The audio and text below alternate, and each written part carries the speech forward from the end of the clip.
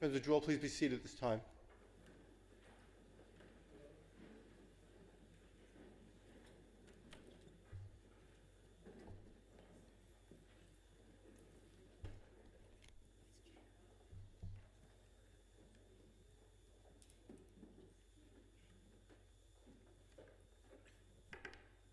Friends, before we begin our service today, may I respectfully request that anyone carrying a cell phone or any other type of electronic device, please place those devices in the off or silent mode at this time. We thank you in advance for your cooperation.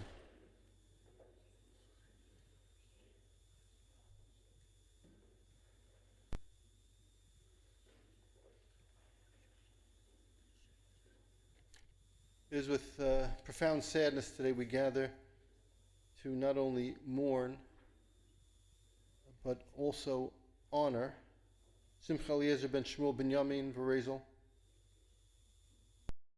Dr. Fred Leonard Harris,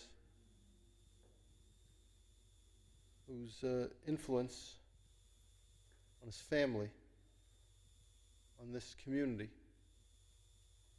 on this synagogue,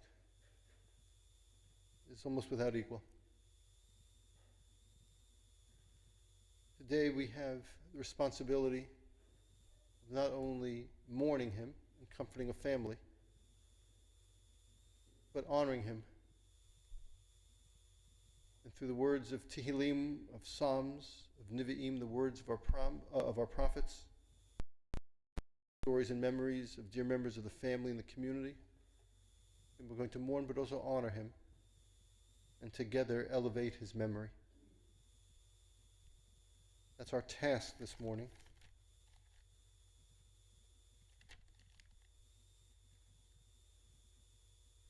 We're going to begin this journey together with the words of Psalms. We'll start today with the words of the 103rd Psalm.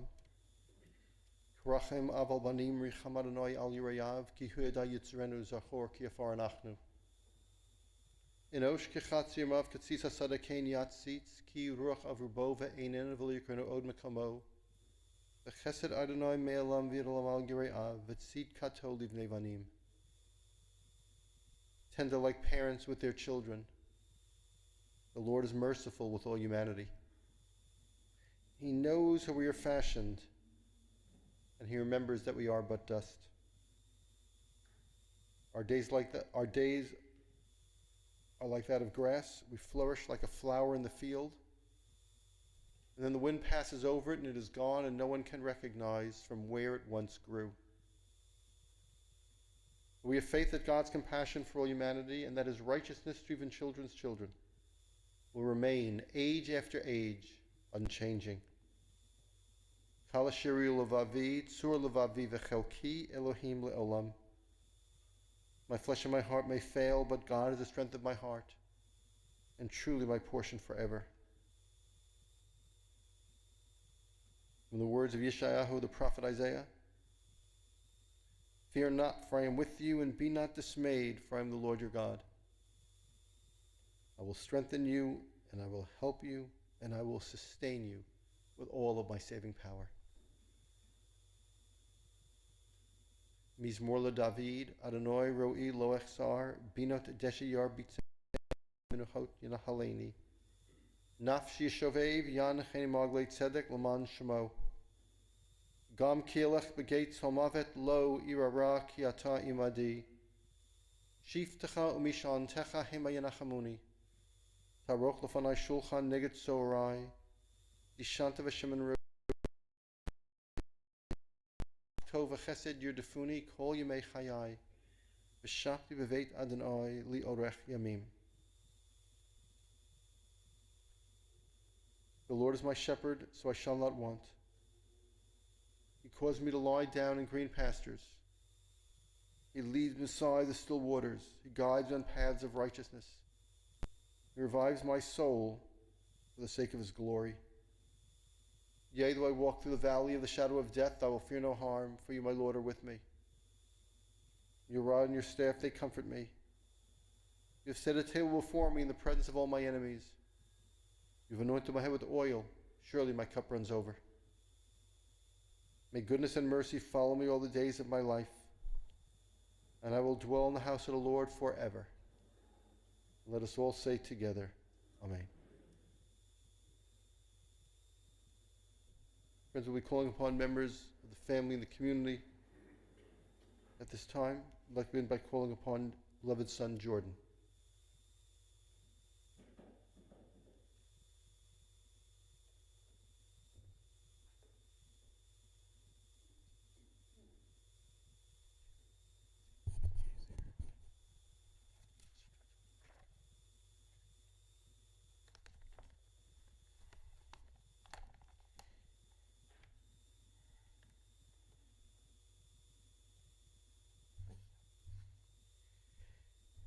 My dad worked with his hands, and he built things. Sometimes he did both. He adored my mom and the time they had together, on land and at sea. He loved nature, both the show and real life. Most recently, sitting on his deck, watching the birds, enjoying the sunshine, and feeding the deer in his backyard, even from his hand. Don't get me started. He exercised creativity in many ways, from experimental photography, to cooking, to bread making, to soup making, to woodworking, to digital publishing, and Jewish bulletin submissions. His motto was measure twice, cut once. He built a loving family, and he loved his kids and his grandkids so much. He'd tell you his opinion, and he was honest. His word meant everything to him. He used the papyrus font a lot. He loved white 3-hole plastic binders. There must be over 90 of them in his study, holding record of Catskill weekends, dinner dances, raffles, and evidence of people who paid too much for salami. So the non-JCCP people, well, this is an inside joke. They had a raffle, and he found salamis, and he convinced silly people to spend ungodly amounts of money, sorry, God, but ungodly amounts of money on salamis that were probably worth $3 or $4. Anyway. What's that? He convinced you? Too many times. He built strong friendships and was heartbroken for those who have passed and for their families. He found community here at the JCCP and lifelong friends, and he softened with age. He was known as Papa Kwame. Thank you, Hannah, for everything you did these past few years. One thing he didn't do is he didn't regularly watch sports, but when we forced him to, he'd say things like, when a football player drops the ball, they should be fined or face a firing squad. His other motto was, you know how I know that? Reading. He loved words and requested that his family write him letters for his birthday instead of gifts. He had a strong opinion about the Oxford comma. I do too. He was a great editor. He loved word games, from Boggle and Scrabble to Words with Friends to Wordle. Even going out to dinner became a word game, seeing who could find the first mistake and the most mistakes in the restaurant menu. And there were always mistakes. By the way, when I look back on writing this nonsense, I said, you know, we didn't bond on sports. We did some woodworking. We didn't bond on fishing, but it was words where we bonded. And I was one of the secret proofreaders of the weekly announcements for many years. It was a deadline that I knew I had to make. When I applied to colleges, he created his own criterion. He called it the student to book ratio by comparing the library size to the undergraduate class size. And true story, while Harvard was number one, Binghamton, where I went to school, was deemed acceptable. He fueled my curiosity, and he helped me through some of the most difficult times in my life. He was generous by volunteering and through charity. He was proud to have served in the army, but humble in honor of those who were called into battle. He built things with me, like I mentioned, a chalkboard wall, a Lego and train table. We refinished some furniture, and maybe, just maybe, I had a hand in a Purim Carnival game or two. And when he was no longer able to build or repair for himself, he supervised. In fact, just 2 weeks ago, he confirmed the proper order for the bolt, the split screw, and the washer that I was trying to put together when I couldn't make heads or tails from the instructions. And finally, his official drink was a kheer, creme de cassis and white wine, served over ice. They're really good. Have one in his honor. I know I will.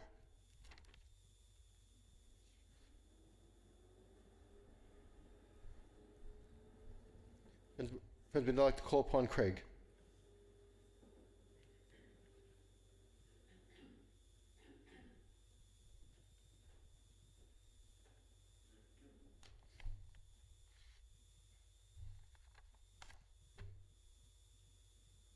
We're all here today to honor and remember the life of my father, a man who loved my mom dearly. I'm shorter than Jordan. A man who loved my mom and his kids and their families deeply, loved the JCCP like it was my little sister, loved being challenged by word games, loved reading, loved fishing, loved boating, cooking, and sometimes, maybe more than sometimes, got a little riled up when we joke around. But that's what made my dad my dad. I'm the middle child of 3 boys. Growing up, we played a lot of sports. We had a great backyard. My dad didn't play sports. He did other things. One of the things that we did was we spent time gardening. My dad and I had a garden. It wasn't the Garden of Eden, but it was a little corner of the yard where we'd spend time weeding, fertilizing, and watering our plants. We planted tomatoes and cucumbers and corn for many summers.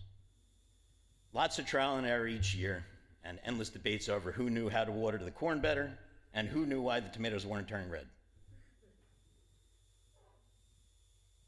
But the corn always was sweet, and the tomatoes were always red. The time together creating our little garden was the best part of the whole process. When I was about 7 years old, my dad, my brothers, and I would go fishing on Sunday mornings at the Oroville Reservoir. He'd wake us up early when it was still dark, around 5 a.m., and we'd get dressed quickly, not to wake my mom up. She did not like to wake up early. And we'd quietly make our way over to the Tom Sawyer Diner.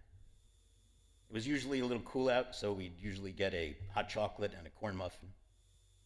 And then after the snack, we'd head over to the reservoir. 3 boys and their dad, ready to take on the fishing world. My dad would set us up. He'd give us fishing rods. He'd give us worms. And then we were off. Let me tell you, my dad was all over the place. He'd be running back and forth, fixing tangled fishing line. He'd be giving us more worms. He wasn't fishing. We were fishing. But he was having fun.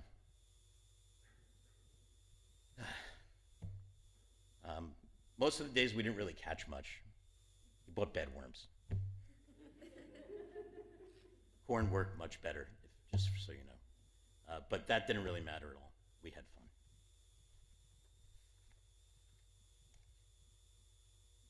As much as my dad loved us, and Lisa and Jody, he loved his grandchildren.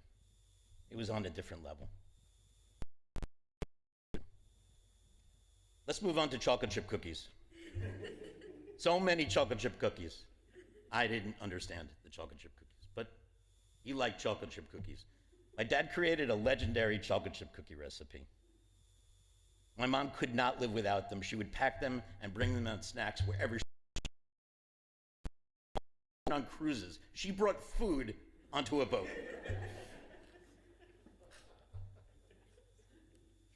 When my kids would show up, when my kids would come to see my parents, either in Florida or in Paramus, the very first activity that would take place were hugs and kisses. But right after that, immediately following that act, they would start baking chocolate chip cookies. kids would fight over who cracked the eggs, who mixed the butter, who melted the butter, who would add the chips. My dad would navigate all the fighting and assign specific jobs in the baking process. By the end of the day, they always had 4 dozen cookies, flowers on their cheeks and noses, in their hair, and mouthfuls of chocolate chips. They always won, they were always happy, and always had the best time with their Zadie. One of the last things my dad and I talked about was a trip I was going to be taking in the end of November. My last few trips have been filled with stories about my mom, how much he misses her, reminiscing about my childhood, going through old photos, old birthday cards. My mom had birthday cards back to 1964. We'd talk about politics, we'd talk about the world, cooking, Israel, Wordle, the family, Scrabble. What were you going to be making for dinner that night? Boggle. And all this was before I finished my first cup of coffee. The last few months have been really difficult for my dad. He'd been struggling. I didn't see it firsthand, but I did see it on FaceTime. And I could hear it in his voice. Just walking around the house was a struggle. Knowing that he's no longer suffering like that eases the pain. But I will miss my father dearly. I love you, Dad.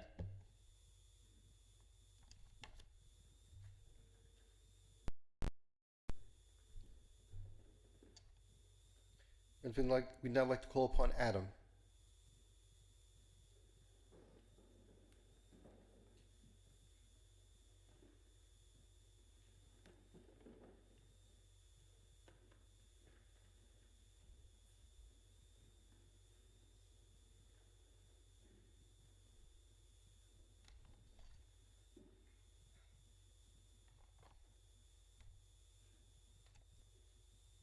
Thank you for joining us today. The JCCP was our family's second home in the 1980s.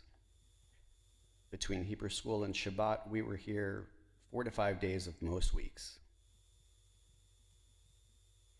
My father and mother were very active in the synagogue, and it was the focal point of their social lives. And as a 2-term president here, my father was very passionate about being a part of the community and helping to drive it forward. Luckily for the synagogue, he was the most organized person any of us have ever known. As a dentist, he was a man of science. Growing up, we would often watch TV shows on PBS about nature and outer space. And because of my dad, I was probably the only child in 3rd grade who was very familiar with the names David Attenborough and Carl Sagan.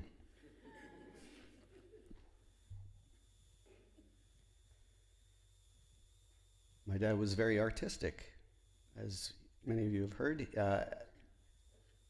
And as many of you know, he built much of the furniture in our house and in the synagogue. But some of you, until today, might not have known that he had many artistic focaccia breads that he had made in his retirement, forming sun-dried tomatoes and basil into flowers, boats, the sun. It was really nice. He shared pictures of his creations with us, but I could not convince him to start an Instagram page. I tried, and I think it would have done well. 500,000 followers, I think so, at least. My dad was our captain. He and my mom enjoyed boating and shared countless afternoons and overnight trips with many of you here today. He was a tinkerer. He always loved learning new things. And thank you to Hannah, who was his aide for the last few years. Hannah became like a daughter to him. He referred to her as family. He loved learning about the Ghanaian culture and sharing what he'd learned. Every week I'd come back home and he'd tell me what he learned about Ghana. Incorporated it into all of our conversations with nature, everything. Dad had also become close with Hannah's sister, Na, who was deeply affected by his passing. In Hannah's words, Dr. Harris was a perfect gentleman with a beautiful soul. He was caring and humble. He had a big heart and welcomed my entire family and friends as his own. He was no longer Dr. Harris, but Papa Kwame to me. Rest well, Papa Kwame. Until we meet again, I will miss you. He will miss you too, Hannah. Zadie loved his grandkids. He was crazy about them and had pictures of them everywhere. He made a mark on their lives in so many ways, and even yesterday at the house, while reminiscing, they were still spelling the word he taught us all, cyclopentanoprohydrophenathrine. I don't think I spelled that right. In the last 5 years, I spent many weekends in Paramus with my dad, catching up on the week's events. I'd bring over bagels. And even though he mostly stayed in his house, he stayed active, taking on smaller projects with the synagogue and always tuning in to the Saturday morning Shabbat live stream. So until the very end, he did what he could do to contribute. He was very generous, he was very driven, and he was never lazy. He loved his family and his friends, and he loved life, and he loved being a part of our lives.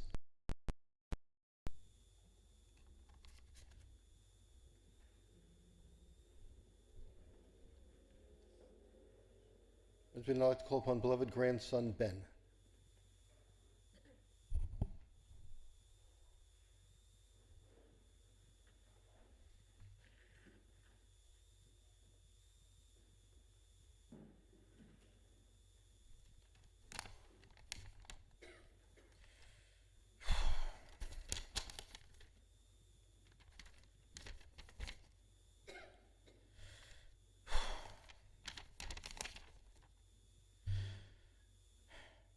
I'm going to be completely honest, I never thought that this day would come.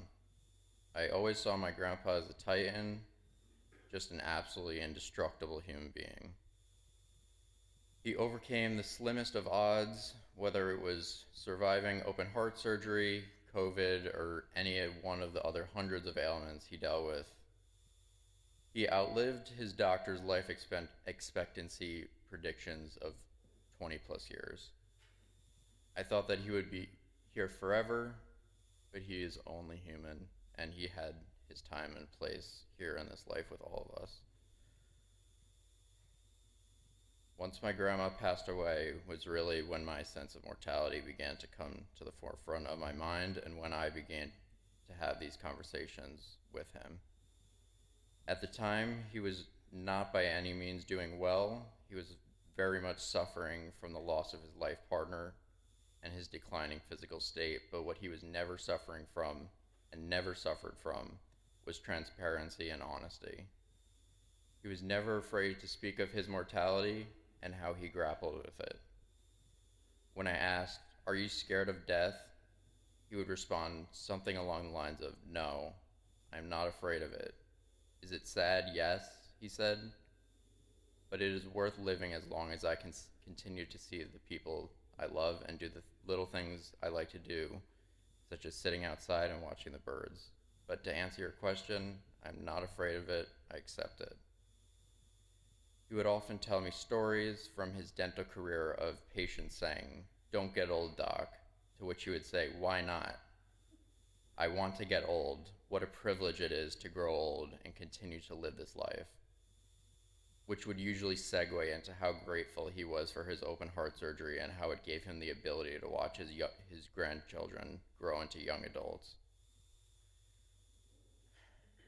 Over a handful of conversations, he was adamant that he lived a fulfilling life with people who brought him joy and created a life with wonderful memories. He told me that he never wanted to live his life with regret and that he did everything in his power to do so. Probably about 6 months to a year before he passed, he told me that he actually did have two regrets in his life. He said that he regrets not having a dog and not having gone on more cruises. In the grand scheme of things, pretty first world regrets to have at the end of your life. So I would consider that a carpe diem for sure. As he got older and less active in his life, in general, was when he began to retell the same stories every now and again. And I would never stop him because I wanted to let him relive and re-experience that memory in front of me. One of his favorites to re-experience was,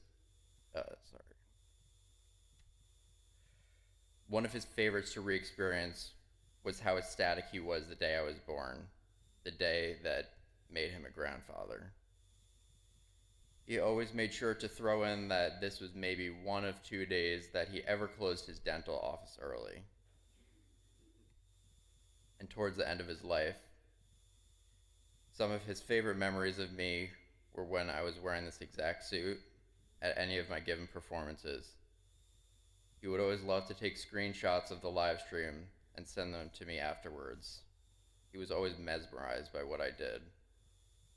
He would say, "I once watched you create noise, and now you create beautiful music."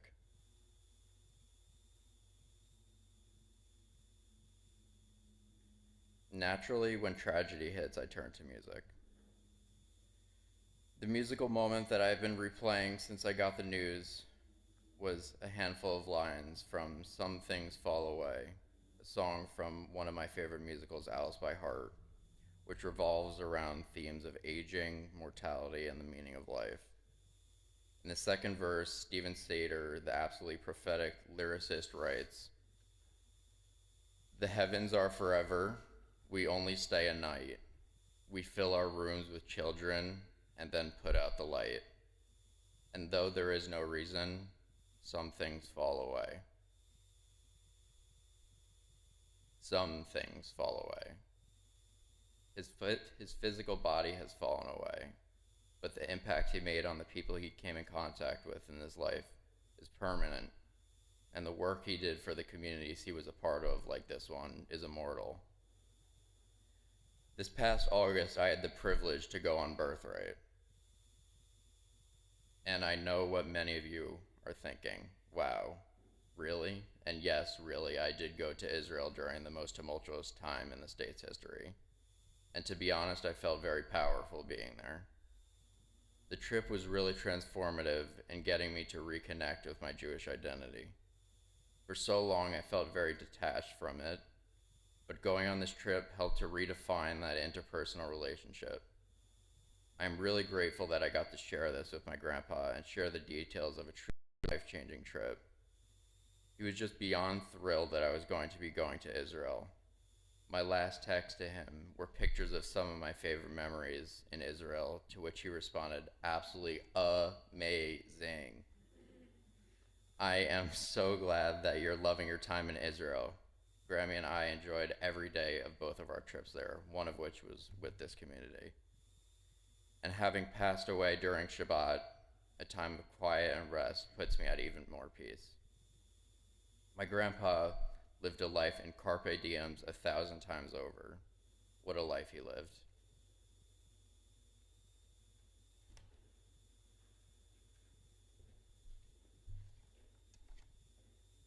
Now I'd like to call upon beloved grandson Jeremy.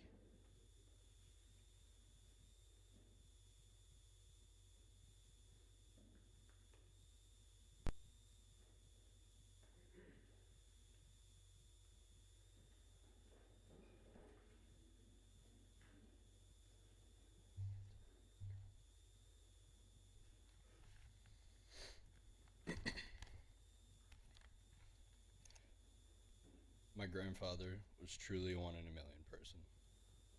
The bond that Zadie and I shared was unlike any other I've had in my life. He was my best friend. He made me laugh, but also sat with me while I cried. He always told me how proud he was of me, but also encouraged me to aim higher. Most importantly, he showed me what it means to love unconditionally. He welcomed me with a warm hug and a kiss on the cheek every time I saw him, never failed to tell me how much he loved me, took any amount of time out of any given day just to sit and talk. And of course, he always checked in to see how the dating life was going. But this love didn't end with me. He loved all 5 of his grandchildren more than anything in this world. Day in and day out, he made it clear that me, Ben, Ruby, Perry, and Jacob were the lights of his life. One of the most special parts of our bond was the love we shared for fishing. My fishing career began when I was just 4 years old with Zadie by my side. We went to the Ridgewood Duck Pond every Saturday at 7 a.m. where we would fish for little bluegills, and if we were lucky, we might catch a bass or 2. These fishing trips with my Zadie were the highlight of every week, not only because I loved fishing, but because I got to do it with my best friend. Fast forward to middle and high school, we branched out to carp fishing, which was often a waiting game, so we would bring chairs and we would talk for hours. One day while we were waiting, Zadie told me a story about how his grandpa used to say that seeing him catch fish was more rewarding and made him even happier than catching fish himself. He then explained how he can never understand how that could be possible. But once he saw me start catching fish, he said that what his grandpa told him all started to make sense. Fast forward again to just a few weeks ago where I caught the biggest fish of my life.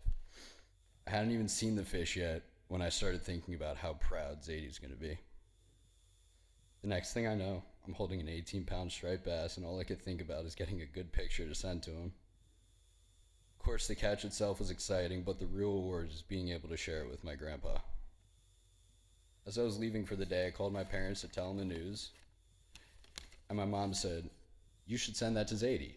He'd love that." And I laughed, and I told him how I sent it to him well before I told them. The reality is, I sent him a picture before I even made my next cast. Zadie gave me a call shortly after, and he couldn't say enough of how excited that made him and how impressed he was. And of course, he expressed some concern for a little cut that was on the side of the fish. I owe my ever-growing love for fishing all to my grandpa, and I owe numerous incredible memories and conversations with him all to fishing. On another note, as we all know, my grandfather was beyond intelligent. It's difficult to fathom how much he's taught me about life over the years, whether it's through the stories he told, answers to the questions I had, or simply by having a normal conversation. One of the most impactful life lessons he taught me took place a few years ago. Zadie and I were sitting at his kitchen table, and we got on the topic of wealth. He asked me what I thought it meant to be rich.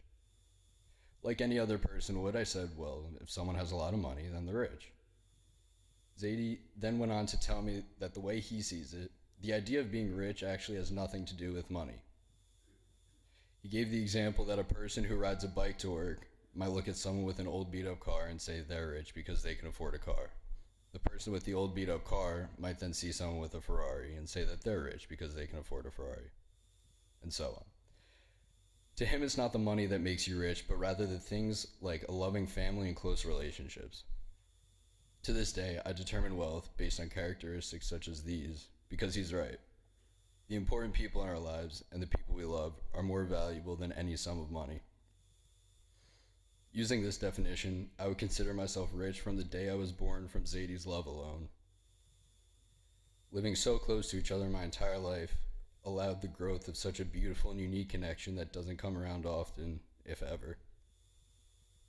Zadie, you're my role model, my inspiration, my best friend. I look up to you in every way possible and try to embody the type of person you always were.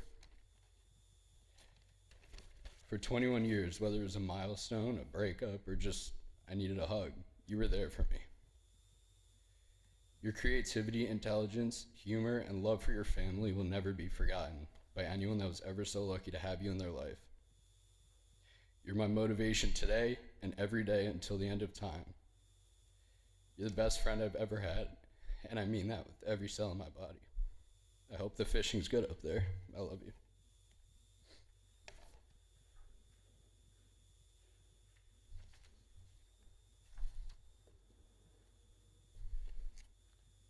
At this point in the service, I'd like to call upon dear friends of the family, Nicole Gomez Fisher.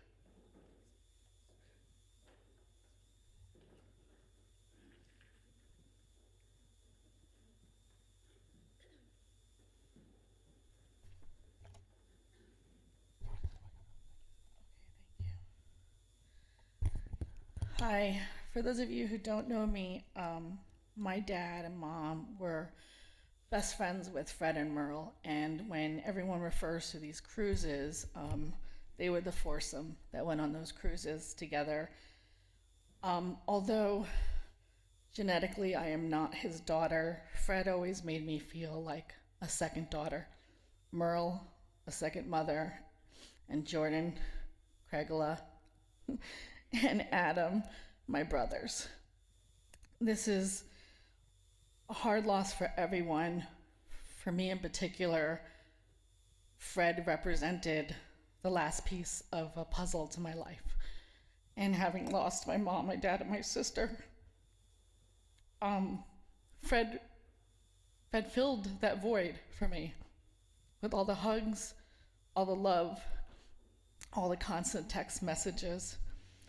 And I actually was going through my phone last night and found this that I wanted to share with you because it really basically sums up my relationship with Fred.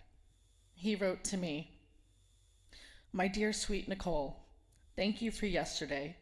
You, Harley, and Lucia helped make it one of the best days I've had in quite a number of years. You already know how much I love you and how proud I am of you, but seeing you with your wonderful girls, interacting the way you do, intensifies my feelings in ways I didn't think possible. You and I have been very close your entire life. It seems that the way we bonded over the years happened in one day with the girls. Even though they are so big already, life, health, and other factors haven't allowed the girls and me to know each other as well as we should have by now. Yesterday, in a few short hours, that changed. The love and special feelings that I have for you, I developed for them, not unlike the way I felt towards a very young Ruby and Perry. I hope that one day, many years from now, they look back and remember making pizza with Uncle Fred. As if my time with you wasn't enough, later in the afternoon I watched Ben perform his recital, and it was magnificent. A perfect ending to a day. What I meant to write was simply, it was a perfect ending to a perfect day. I love you. I just hope right now that you all know how much I love you, and that I truly hope that I get to know all of you, Perry, and the girls and sons, and I know Ben and Jacob, but did I say the wrong name? Jeremy, thank you, sir. Jeremy, I'm sorry. I wasn't prepared.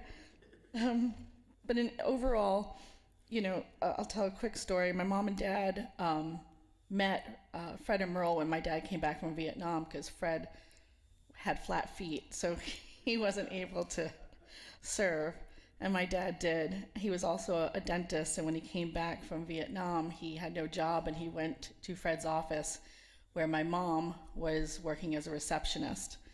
And from that point on, the four of them basically spent every holiday together, traveled the world together, and was always just a source of love.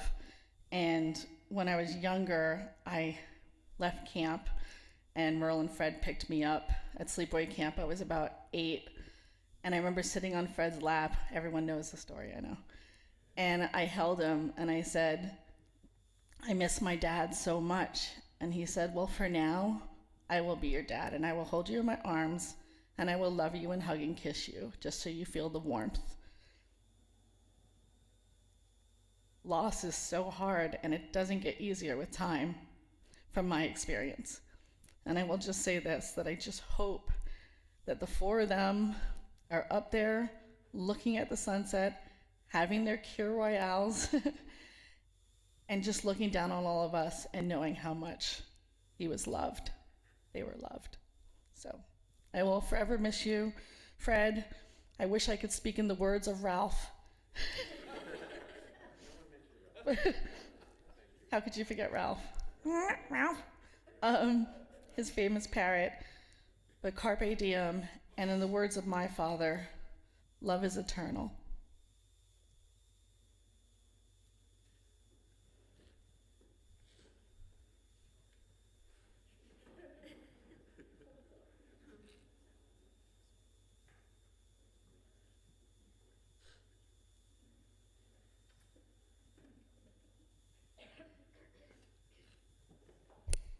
My dear friends, those who have come out to honor the life and legacy of our dear friend, late Fred Harris, really know that among his favorite phrases, if not life philosophies, was the Latin phrase carpe diem, or seize the day, as it is commonly translated into English. It adorned the license plate of his car. It was the name of his beloved boat. Made sense, because Fred was all about using his time wisely, to make the most of the opportunities that life afforded him, and constantly strive to improve the lot of those around him. As I think about the beautiful thoughts and words of those who preceded me today, the record of accomplishments and achievements that Fred amassed, this Latin phrase reminds me of something that we'll be saying later on in the week when we observe the Yizkor service. At the Yizkor service, at the memorial service, it's customary to recite the verse from the of Psalms. So teach us to number our days, that we may acquire for ourselves a heart of wisdom. Understanding that once we let time pass, we cannot reclaim it. However, all that we have done within the time that is allotted to us is never lost. And Fred never stopped doing amazing things with his time. Born in Manhattan, raised in the Bronx, Fred was educated at the City University of New York, and then attended dental school at New York University. Fred and I often talked about his career. Now, people make all kinds of jokes about dentists. You've heard them all. You've told a few yourselves. But the truth is that Fred had a magnificent career as a dentist, serving in the military, completing postgraduate work, and specializing in endodontics. He built a wonderful practice in Fort Lee, New Jersey, where his technical excellence, attention to detail, and sky-high standards earned him a tremendous reputation in which he took great pride. I remember something that Fred told me about his work that always meant a great deal to him, something that I've thought about often over the years. He said to me once or twice over the years, that in his work, he had the opportunity on a regular basis to help relieve people of their pain. He would say to me, how many people get the opportunity to do that? I can only imagine what this meant to the thousands of people who walked into his office over the years, seeking relief, and he provided it to them. I want to take a moment to honor Fred's patriotic service to the nation as an officer in the United States Army from 1965 to 1968. After graduating from NYU Dental School, he served as a dentist and medical officer in, of all places, Fort Lee, Virginia. I trust that irony is not lost on anyone here today. He served honorably, was recognized for his contributions, and made lifelong friendships that meant so much to him. I especially want to take a few minutes to talk about Fred's amazing legacy of achievements and contributions to the Jewish Community Center Paramus, Congregation Beth Tikva, to which he devoted so much time, energy, and resources for almost 50 years. There's simply no aspect of our synagogue's life, his influence, his wisdom, his judgment, and record of service is not evident. Within 10 years of joining the synagogue in approximately 1976, he served as our president. Over the almost 5 decades that he and the late Merle, may she rest in peace, were members, he served on the Board of Trustees, the Executive Board, and of course, as president. He served on our religious committee. He participated for decades in our board of governors. He was the editor of our weekly announcements for years, where his characteristic style, attention to detail, artistic sense, and mastery of the thousands of fonts on his various word processing and publishing programs made such a difference in all of our printed materials. He constantly involved himself in a wide variety of synagogue projects, both large and small. He was the brains and manpower behind so many raffles, including the annual Purim raffle, which raised hundreds of thousands of dollars for the synagogue over the years. He built by hand so many of the games we still use in our annual Purim Carnival. He was an advisor to our dinner dance committee, participated and coordinated and led dozens of auctions and fundraisers. He built many of the fixtures and furniture items that adorn our Bodine chapel, including a custom lectern for me that I use to this day.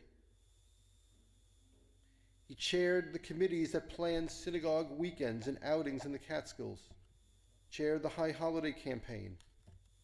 He even built the ramp in the lobby years ago with the late Larry Leibowitz of blessed memory and the late Buzz Levin of blessed memory.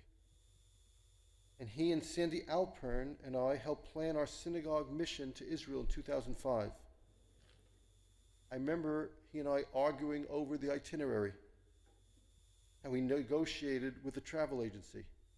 He even arranged the bus that took us from the synagogue to the airport. In recalling these achievements, I am afraid, and I apologize in advance because I know I'm forgetting some. But there were just so many. Every corner of the synagogue, whether administrative or religious or its governance, is a testament to his wisdom, his creativity, his artistic sense, his leadership, his vision, his care, and his attention to detail. He believed that this place and its people mattered, so he put his heart and soul and time into it.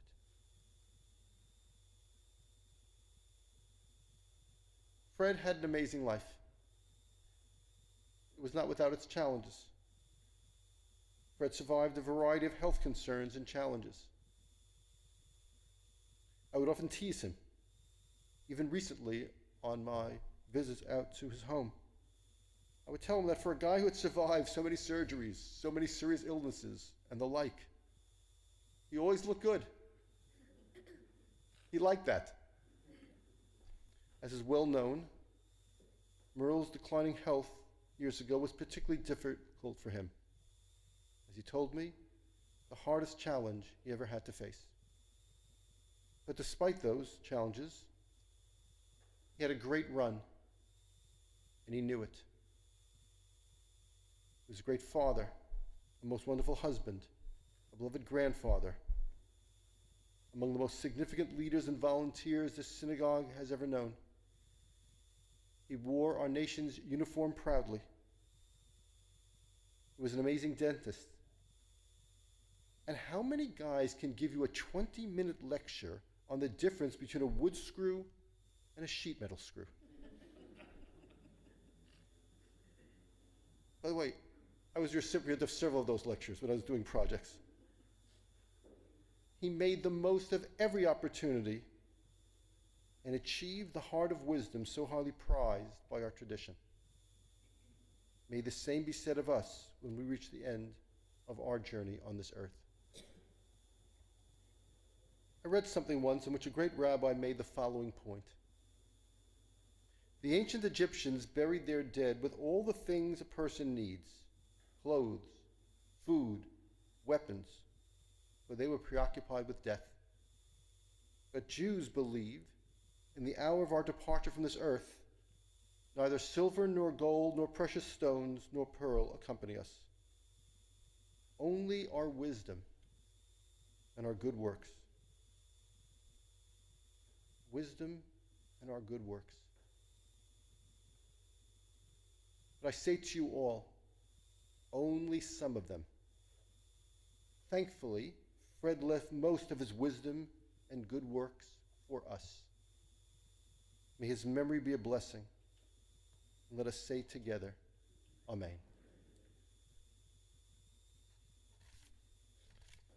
And then I'd like to call upon Mr. Ady Berman.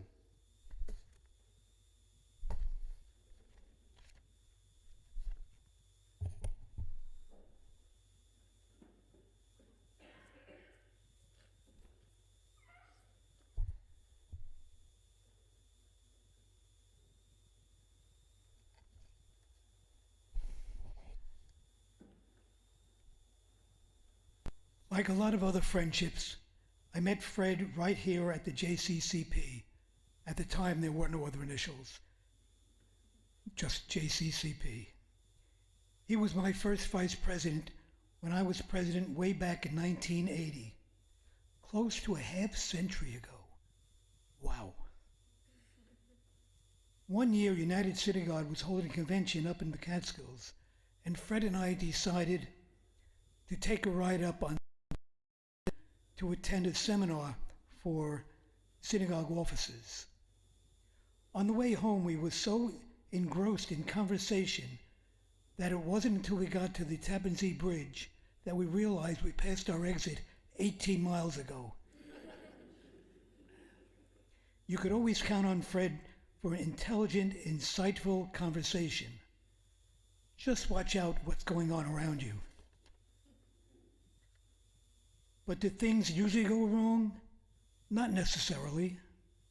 One time, Merle and Fred and my wife Arlene and I went down to the American Virgin Islands and rented a 40-foot sailboat to sail from island to island. But a sailboat is a working boat. Merle and Fred were used to boating, but on a motorized yacht. And as I said, a sailboat is a working boat. Every action, every turn required all hands to participate in the maneuver. Someone had to steer, of course. Someone had to use the winch to pull in the line. Someone had to let the sail out on the other side. Everyone was working. So we were sailing along when I, at the helm, called out, "Ready to come about?"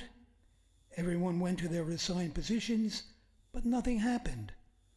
I called out, "Merle, pull in the line." "I can't," she yelled back. "I just did my nails." Merle and Fred were a class act. They were dear friends. Irene and I will miss our Sunday morning bagels and lox and bird watching. We'll miss Fred's always insightful conversation. We'll miss them both. Carpe diem.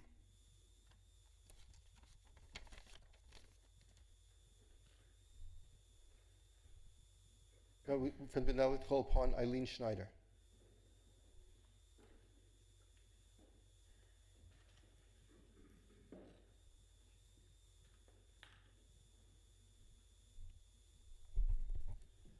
For those of you who know the New York Times game Wordle, you'll know what I'm talking about.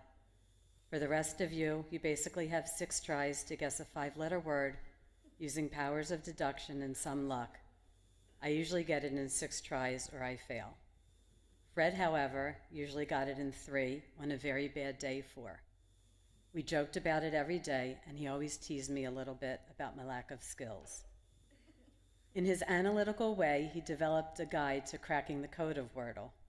He would record how many times a certain letter appeared, what consonant blends were used, and the likelihood of his guesses being accurate before he made them, hence his great scores. This was his approach to life as I knew it. Figure out your goal and figure out how to get there. Don't say you can't do it, just assume you haven't figured it out yet. As Adam said, several years ago, Fred started making focaccia bread. It was delicious. I was the lucky recipient of many batches. A little more rosemary, tomatoes arranged in a specific pattern, round pans, rectangular pans. It was all him striving to see how it could be the best. This led to many philosophical discussions about things being good enough and no need for absolute perfection. As has been said, Fred made his mark on this building 1,000,000 times over. I cannot look around without seeing his handiwork everywhere. What you may not know is that Fred created just about every form we use on a daily basis here. We used to go back and forth perfecting each form, calling them things like version 1 of the sponsor a kiddish form up to version 17 of this is getting ridiculous sponsor a kiddish form. And if you look on the bottoms of some of the forms, you can often find hidden messages in an extremely small font. Fred was my go-to for everything here. In preparation for the high holidays, we decided to reinstate the pledge cards that he developed years ago. Luckily for us, Fred had it in his file, and we reworked it just about a month ago and used it this year. Rita and I marveled that you could ask him anything, and he would know, or he would figure it out. As dedicated as Fred was to the JCCP CBT, he loved his family even more. And I was fortunate enough to hear so many stories about his sons, daughter-in-laws, and grandkids' accomplishments. He was so proud of all his grandkids. Fred's caregiver, Hannah, has been an incredible force in his life, with kindness beyond belief. Just last week, Fred was showing me pictures of her yogurt and fruit creations, which rivaled his beautiful focaccia bread. He always spoke about his wonderful wife, Merle, and reminisced with so many sweet memories. The entire Harris family is so special to me, and I feel honored to speak about Fred today. I know we will all miss him. And to end on a personal note, I solved Wordle in 3 tries this morning. That has never, ever happened before, and I have to think that it was Fred helping me. Thank you.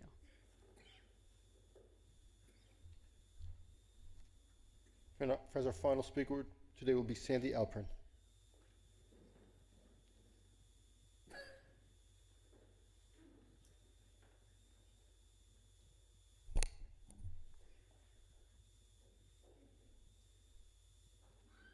It's hard to speak last when all those wonderful speakers said probably half the things I was going to say, but when I was asked to speak today, the first thing I thought of was, I am in trouble. Why? Because almost every speech I have made at this synagogue was edited and improved by my friend Fred. Today I'm on my own, and it makes me so sad. Fred was my friend and a mentor to me as well, and I learned so much from him. When I was president of the JCCP, he was one of the people I spoke to constantly, and he always had a useful opinion on everything. He was funny, and he told great stories. I still remember the Board of Trustees meeting when we were working to approve adding a regularly scheduled egalitarian. I was so nervous about managing everyone's comments at the meeting, but Fred gave me a suggestion that I should go around the table, tell everyone they could speak once. When it was Fred's turn to speak, he spoke so beautifully that I said, if you agree with what Fred said, rather than repeating it, just say, I agree with Fred. After that, there was a chorus of, I agree with Fred from almost everybody else who remained to speak, which saved a lot of time at that meeting. Fred was literally involved in almost every aspect of synagogue life. He showed me that anything that was worth doing right. Does anyone remember setting tables for a dinner or event with Fred when he would literally use a ruler to make sure the silverware was the correct distance from the plate? It drove some people nuts, and he knew it, but he would always say, but it looks great, doesn't it? Fred and Merle worked tirelessly for years on the dinner dance, and for a long time, Fred wrote the honorees' bios and other publicity for the bulletin. Fred worked on countless auctions of the famous salami story and fundraisers, and he almost single-handedly came up with the idea for and ran that Purim raffle and membership lottery. Fred was a regular at services and Minyan, and as you know, he served as vice president and president of the shul and was a member of the religious committee. He was one of the youngest, if not the youngest, person to serve as president. Making and improving things was a hallmark of Fred's involvement in the JCCP-CBT. Yes, Fred was a perfectionist, which drove people crazy, but you could be sure that anything Fred turned his hand to was always beautifully done. He was skilled in so many areas. You've heard about his woodworking. He built that Cantor's table there. He beautified the sanctuary and the chapel in countless ways. His design and editing skills modified, as Eileen said, almost every form and maybe every form and piece of stationery that came out of the Shul office. In the last few years, Fred really got into baking and cooking, as you heard, and he loved to gift people with his delicious focaccia and zucchini bread. He was always disappointed that I wasn't a fan of the split pea soup he loved to make. As Fred's illness progressed and slowed him down, we had lots of conversations about living a meaningful life and what made life worth living. Especially lately, when he spoke about his concern about how people would remember him, whether he had a lasting effect on people besides his family, people whose lives he touched. He had a great appreciation of all the people who kept in touch, who made soup for him, who visited, who called him. I believe that many of us here will remember him for a long time to come. Fred was an important person in my life, and I truly loved him. Fred, we won't forget you. Carpe diem was always what he said. As you heard, it was his license plate, it was the name of his boat. But lately he was saying to me, and just remember this, don't postpone joy.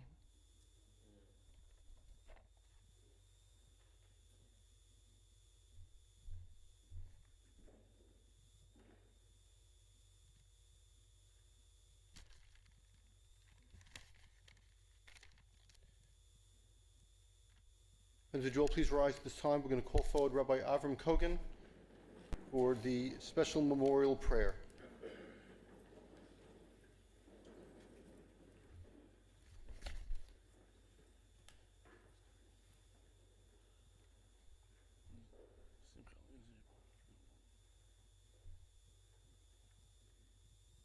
Elo aslichot, chanun vrachum, erchapayim vrav chesed, amtzei kaparat pesha, v'hakravat yesha, u'menucha nachona, tachat kanfei ashchina, v'mahalot kedoshim utarim, kezohar harakia, mazirim, et nishmat, Simcha Eliezer ben Shmuel ben Yamin, Berezel, Shehalach Lolamo, Ana Bel Harachamim, Zochralo Litova, Kol Zuchuyotav, V'tzidkotav, Baratzot HaChayim, Uftachlo, Sharei Tzedek V'Orah, Sharei Tehila V'Chagiga, B'seter knafecha hastirehu le'olamim u'tzror b'tzra chayim et nishmato Adonai hu nachalato v'yanuach b'shalom al mishkafo v'nomar Amen.